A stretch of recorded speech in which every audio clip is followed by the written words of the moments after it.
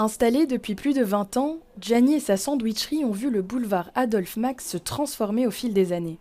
Maintenant sans voiture et sans place de stationnement, le restaurateur se réjouit de la transformation de cette artère du centre-ville. C'est beaucoup mieux qu'avant parce qu'avant on avait beaucoup de voitures qui gênaient notre magasin. On ne voyait même pas notre vitrine parce qu'il y avait tellement de parkings, il n'y avait pas beaucoup de zones vertes que maintenant. Mais c'est avec plus de réserve que Thomas attend de voir l'impact sur sa clientèle. Là c'est encore un peu tôt pour le dire parce que les travaux se terminent à peine les plantes ont été placées la semaine dernière, balançoire, tout le truc, c'est plutôt sympa mais c'est tout frais donc on va voir avec le temps. Les changements sont radicaux.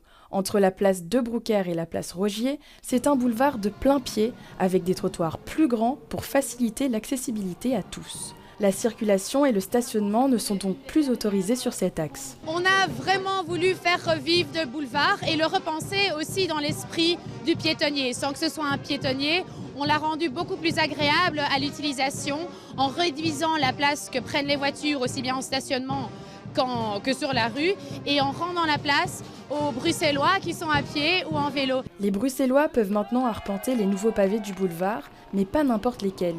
Ils sont faits d'une pierre un peu spéciale, la pierre bleue. Tout droit sorti des carrières du Hainaut, cette transformation met en avant l'artisanat régional. C'est une sorte de fierté quand même de venir représenter notre pierre bleue de Soigny sur Bruxelles. Elle a 40 km de Bruxelles, et donc on ne peut pas trouver plus court.